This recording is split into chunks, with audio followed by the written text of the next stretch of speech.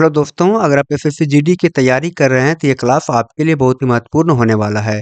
इस क्लास में हम आपके लिए लेकर के आए हैं टॉप 40 जीके जीएस का एमसीक्यू जो कि आपके एग्जाम के लिए काफ़ी हेल्पफुल होने वाला है। ये हमारा सेट नंबर 33 है। आपके लिए प्लेलिस्ट हम बना दिए हैं। अगर आप पूरा प्लेलिस्ट को देख लेते हैं तो मेरा गारंटी है कि आपके एग्जाम में जो है 70 से 80% जो क्वेश्चन होगा इसी क्लास से देखने के लिए मिलेगा। तो आइए हम क्लास को स्टार्ट करते हैं। अगर आपको क्लास अच्छा लगे तो आप वीडियो को लाइक करें, चैनल को सब्सक्राइब करें। आज का पहला क्वेश्चन बोला गया है कि भारत में प्रथम मकबरा स्थापित करने का श्रेय किसे जाता है? तो भारत में जो है प्रथम मकबरा स्थापित करने का जो श्रेय जाता है वह जाता है इल्तुतमिश को। किसे जाता है? तो इल्तुतमिश को जाता है। यहाँ से आपका उत्तर ए नंबर सही होगा। और यहाँ कहा गया है कि इल्तुतमिश ने अपने पुत्र नसरुद्दीन मुहम्मद की याद में सुल्तानगढ़ी में मकबरा बनवाया था, जिसे जो है भारत का पहला मकबरा माना जाता है। अगला क्वेश्चन आगे है, अपने को द्वितीय सिकंदर कौन कहता था?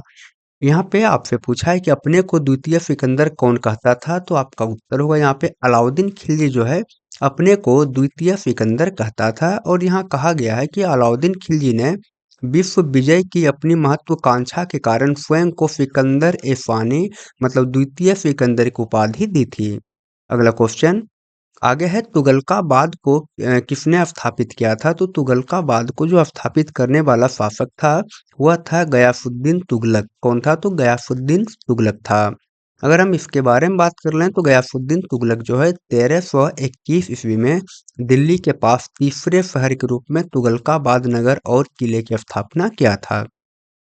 अगला क्वेश्चन आगे है, निकोलो कांटी नामक यात्री किसके शासनकाल में आया था? तो निकोलो कांटी जो है जो आया था वह किसके शासनकाल में? तो देवराय प्रथम के शासनकाल में आया था। किसके शासनकाल में? तो देवराय प्रथम के शासनकाल में निकोलो कांटी आया था। यहाँ बोला गया है कि इतावली यात्री निकोलो कांटी जो है विजयनगर साम्राज्य के शासक देवराय प्रथम के शासनकाल में 1442 ईस्वी में भारत आया था। अच्छा दोस्तों, अगर आपको इस क्लास की पीडीएफ चाहिए तो वीडियो के डिस्क्रिप्शन में लिंक दिया गया है, आप वहां से इस क्लास की पीडीएफ को प्राप्त कर सकते हैं। अगला क्वेश्चन यहाँ पे बोला गया है कि भारत में सबसे पहले बारूद का प्रयोग किसने किया था? तो भारत में जो है सबसे पहले बारूद का जो प्रयोग किया था वह किया था बाबर ने। किसने किया था? तो बाबर ने किया था। यहाँ पे बोला गया है कि मुगल शासक बाबर ने 1526 के पानीपत के प्रथम युद्ध में जो है भारत में पहली बार प्रभावी ढंग से तोपखाने और बारूद का प्रयोग किया था। अगला क्वेश्चन आगे पूछा गया आपसे कि बाबरी मस्जिद का निर्माण किसने करवाया था? तो बाबरी मस्जिद का जो निर्माण है वह किया था मीर बकी ने। किसने? तो मीर बकी ने जो है बाबरी मस्जिद का निर्माण करवाया था। और मीर बकी जो है मुगल सम्राट अकबर का सेनापति था, आपको ये भी याद रखना है। और 1528 में जो है अयोध्या में इस मस्जिद का निर्माण करवाया था। अगला क्वेश्चन है कि रंगीला बादशाह किसे कहा जाता था? तो रंगीला बादशाह जो कहा जाता था वह जो है मोहम्मद शाह को कहा जाता था। किसे? तो मोहम्मद शाह को जो है रंगीला बादशाह कहा जाता था। और यहाँ कहा गया है कि मुगल बादशाह मोहम्मद शाह को जो है उसके अत्यधिक विलासितापूर्ण और आनंदमय जीवन शैली के कारण जो है रंगीला बादशाह कहा जाता था। अगला क्वेश्चन आगे है, मुगल वंश का वह शासक जिसका राज्याभिषेक 2 बार हुआ था। तो मुगल वंश का वह शासक जिसका कि राज्याभिषेक 2 बार हुआ था वह शासक का नाम है औरंगजेब। क्या नाम है? तो औरंगजेब इसका नाम है। अगर हम इसके बारे में बात कर लें तो औरंगजेब का जो है राज्याभिषेक 2 बार हुआ था। पहली बार 1658 में आगरा में और दूसरी बार जो है 1659 में हुआ था। कहाँ पे? तो दिल्ली में। अगला क्वेश्चन आगे है, मयूर सिंहासन पर बैठने वाला अंतिम मुगल शासक कौन था? तो मयूर सिंहासन पर बैठने वाला जो अंतिम मुगल शासक था वह कौन था, ये आपसे पूछा गया है। तो यहाँ पे मोहम्मद शाह जो है अंतिम मुगल शासक था, मयूर सिंहासन पर बैठने वाला। अगर हम इसके बारे में बात कर लें तो मोहम्मद शाह रंगीला मयूर सिंहासन पर बैठने वाले अंतिम शासक था, क्योंकि 1939 में जो है नादिर शाह दिल्ली पर आक्रमण करके इसे लूट करके ईरान लेकर के चल गया था। तो आपको ये भी याद रखना है कि मयूर सिंहासन को किसने लेकर के गया था? तो नादिर शाह ने लेकर के गया था। कब? तो 1739 में। अगला क्वेश्चन आगे है, 1857 के विद्रोह के समय मुगल बादशाह कौन था?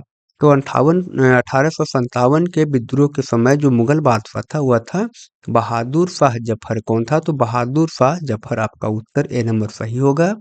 और यहाँ कहा गया है कि 1857 के सिपाही विद्रोह के दौरान क्रांतिकारियों ने जो है अंतिम मुगल सम्राट बहादुर शाह जफर को अपना नेता चुना था। अगला क्वेश्चन आगे है, रंगपट्टनम की संधि कब हुई थी? या तो श्रीरंगपट्टनम की संधि कब हुई थी, ये आपसे पूछा गया है। तो यह जो है 1792 में हुआ था रंगपट्टनम की संधि। और श्रीरंगपट्टनम की संधि जो है 1792 में टीपू सुल्तान और ब्रिटिश ईस्ट इंडिया कंपनी के यानी कि लॉर्ड कर्नवालिस और टीपू सुल्तान के बीच हुआ था 1792 में। अगला क्वेश्चन आ गया यहाँ पे कि जयपुर शहर को किसने बसाया था? तो जयपुर शहर को जो बसाने वाले शासक थे वह थे जय सिंह। कौन था? तो जय सिंह जो है जयपुर शहर को बसाया था। यहाँ आपसे कहा है कि आमेर के शासक महाराजा सवाई जय सिंह द्वितीय ने जो है 1727 में यहाँ पे विद्याधर भट्टाचार्य नामक वास्तुकार की मदद से जो है जयपुर शहर की स्थापना किया था।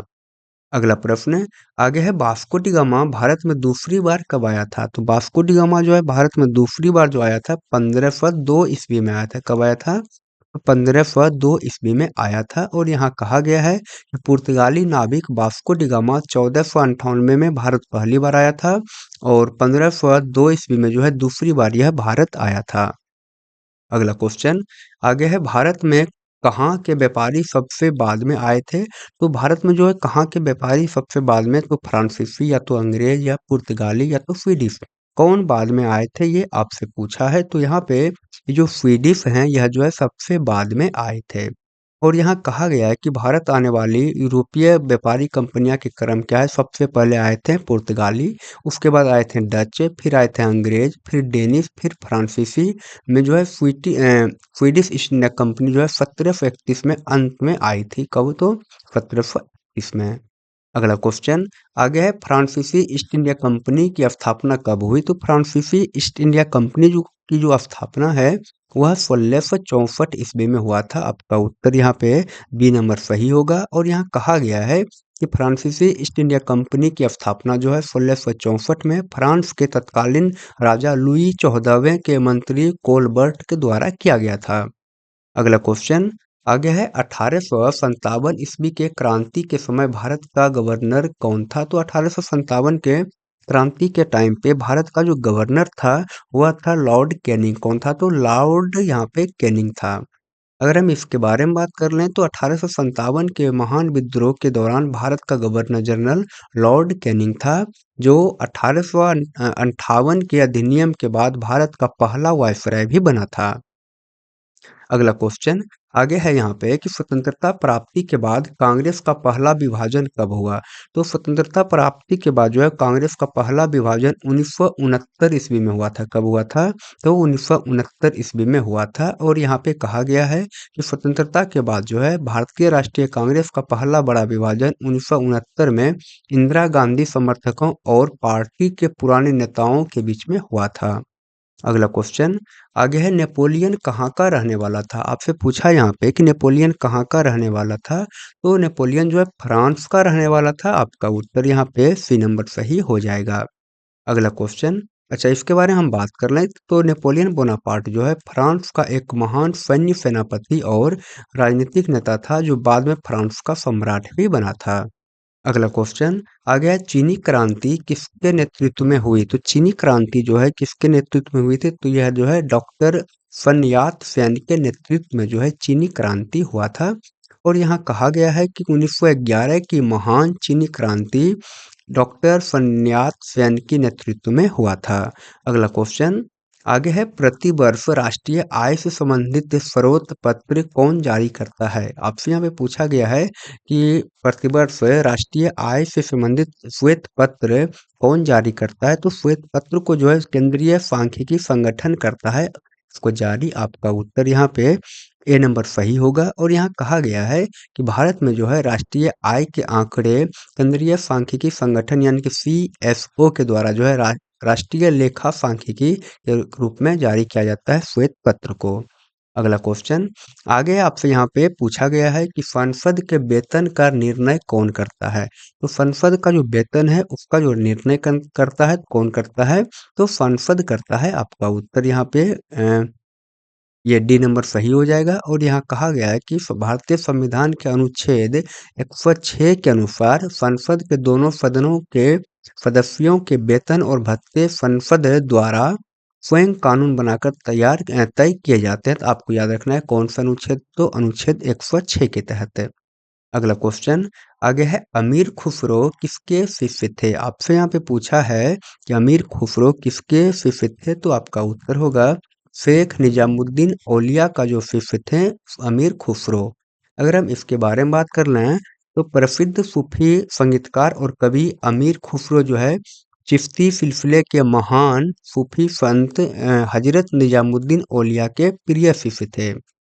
अगला क्वेश्चन आगे है, भारत पर अरबों ने पहला आक्रमण कब किया? तो भारत पर जो है अरबों ने जो पहला आक्रमण किया था वह कब किया था, ये आपसे पूछा है। तो वह जो है 1712 ईस्वी में किया था। आपका उत्तर यहाँ पे सी नंबर सही होगा। और यहाँ कहा गया है कि मोहम्मद बिन कासिम के नेतृत्व में अरबों में नेतृत्व में जो है अरबों ने 712 ईस्वी में भारत के सिंध प्रांत पर अपना पहला सफल आक्रमण किया था।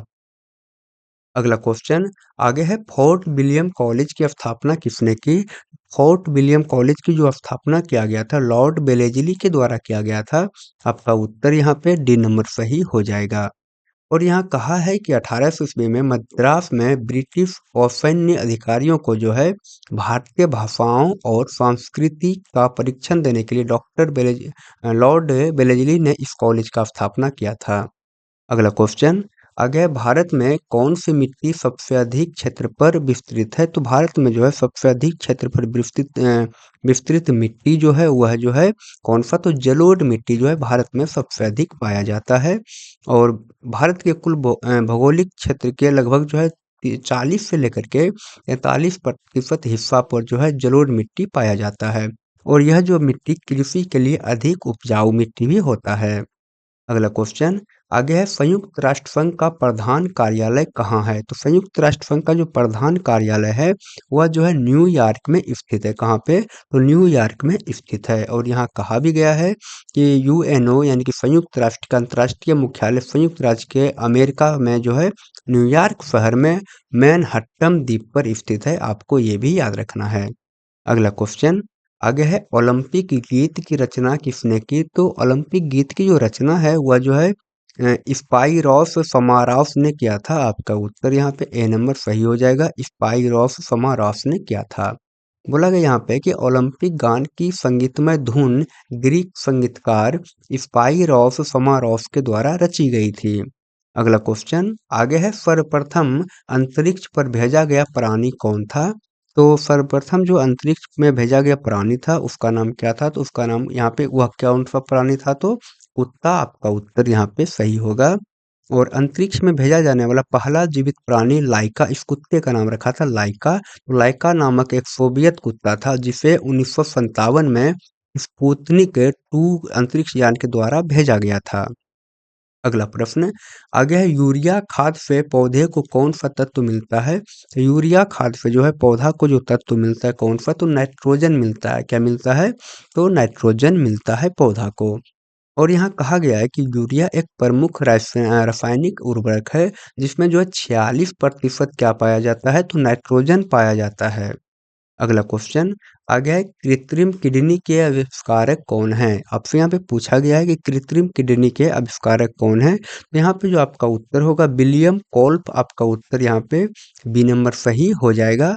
और यहाँ कहा गया है कि डच चिकित्सक विलियम जोहान कोल्प 1943 में जो है पहली काम करने वाली कृत्रिम किडनी का आविष्कार किया था जिसे डायलिसिस मशीन कहते हैं। अगला क्वेश्चन आगे है, विवेकानंद रॉक किस राज्य में है? तो विवेकानंद रॉक जो है यह तमिलनाडु राज्य में। कहाँ पे? तो तमिलनाडु राज्य में यह है। बोला गया विवेकानंद रॉक मेमोरियल तमिलनाडु राज्य के कन्याकुमारी में समुद्र के अंदर एक चट्टान पर स्थित एक पवित्र स्मारक है। अगला क्वेश्चन आगे है, सबसे प्राचीन ब्राह्मण ग्रंथ कौन है? तो सबसे प्राचीन जो ब्राह्मण ग्रंथ होते हैं वह कौन है? तो शतपथ ब्राह्मण, क्या उसका नाम है? तो शतपथ ब्राह्मण ग्रंथ जो है सबसे प्राचीन ब्राह्मण ग्रंथ है। और यहाँ कहा भी गया है कि शतपथ ब्राह्मण जो शुक्ल यजुर्वेद से संबंधित है, सभी ब्राह्मण ग्रंथों में सबसे प्राचीन और सबसे विस्तृत माना जाता है। अगला प्रश्न आगे है, परिवार नियोजन आधिकारिक रूप से पहली बार कब चलाया गया? तो परिवार नियोजन जो है आधिकारिक रूप से पहली बार 1952 ईस्वी में चलाया गया। कब चलाया गया? तो 1952 ईस्वी में चलाया गया। और यहाँ कहा है कि भारत दुनिया का पहला देश था जिसने जनसंख्या नियंत्रण के उद्देश्य से जो है 1952 में आधिकारिक रूप से राष्ट्रीय परिवार नियोजन कार्यक्रम को शुरू किया था। अगला क्वेश्चन आगे है, कोहिनूर हीरा किस खान से प्राप्त हुआ था? तो कोहिनूर हीरा जो है यह जो है गोलकुंडा के खान से प्राप्त हुआ था। आपको ये याद रखना है। और यहाँ कहा गया है कि प्रसिद्ध कोहिनूर हीरा जो है भारत के वर्तमान तेलंगाना राज्य में स्थित गोलकुंडा की खदान से निकाला गया था। अगला क्वेश्चन आगे है, बलहौल लोदी के मकबरे को सिकंदर लोदी कब बनवाया गया? यहाँ पे देखिए क्या बोला कि बहलोल लोदी के मकबरे को सिकंदर लोदी द्वारा कब बनवाया गया? तो इस मकबरे को जो है 1418 ईस्वी में जो है सिकंदर लोदी के द्वारा बहलोल लोदी के मकबरे को बनवाया गया। अगला प्रश्न आगे है, दिल्ली सल्तनत का पहला शासक कौन था जिसने दिल्ली को अपनी राजधानी बनाई? तो दिल्ली सल्तनत का पहला राजा कौन था ये आपसे पूछा है। तो इल्तुतमिश जो है पहला राजा था दिल्ली सल्तनत का जिसने जो है दिल्ली को अपना राजधानी बनाया था। अगला क्वेश्चन अच्छा इसके बारे में थोड़ा बात कर लें तो कुतुबुद्दीन ऐबक की राजधानी कहाँ थी? तो लाहौर थी। उसके बाद जो है इल्तुतमिश पहला सुल्तान था जिसने लाहौर से अपनी राजधानी को जो है दिल्ली स्थानांतरित किया था। अगला क्वेश्चन आगे है, मुहम्मद गजनबी ने भारत पर कुल कितनी बार आक्रमण किया? तो मोहम्मद गजनी जो है भारत पर जो आक्रमण किया टोटल 17 बार आक्रमण किया है महमूद गजनबी ने भारत के ऊपर। और बोला गया प्रसिद्ध इतिहासकार सर हेनरी इलियट के अनुसार जो है 1000 ईस्वी से 1027 के बीच में जो है मुहम्मद गजनबी ने भारत की धन संपदा लूटने के लिए जो है 17 बार आक्रमण किए थे। अगला प्रश्न है और ये हमारा लास्ट प्रश्न होगा। 40 प्रश्न आज हम नहीं लेके आ पाए हैं, आपके लिए आज 38 प्रश्न ही है। यहाँ पे बोला गया कि खारवेल शासनकाल की जानकारी किस शिलालेख से मिलती है? तो खारवेल शासनकाल की जो जानकारी है वह जो है हाथी गुफा शिलालेख से मिलती है। आपका जो उत्तर होगा यहाँ पे वह बी नंबर सही होगा। और प्राचीन कलिंग वर्तमान में क्या? तो उड़ीसा के प्रतापी राजा खारवेल के जीवन और उपलब्धियों का मुख्य स्रोत उदयगिरि पहाड़ी में स्थित हाथी गुम्फा शिलालेख है। तो आप हमें बताएं कि आप 38 में से कुल कितने प्रश्नों को कर पाए, आप हमें कमेंट बॉक्स में ज़रूर बताएं। और अगर आपको इस क्लास की पीडीएफ चाहिए तो वीडियो के डिस्क्रिप्शन में लिंक दिया गया है, आप वहां से इस क्लास का पीडीएफ को प्राप्त कर सकते हैं। तो आइए हम क्लास को बंद करते हैं और हम आपसे मिलते हैं अगले क्लास में। तब तक के लिए बाय, थैंक यू।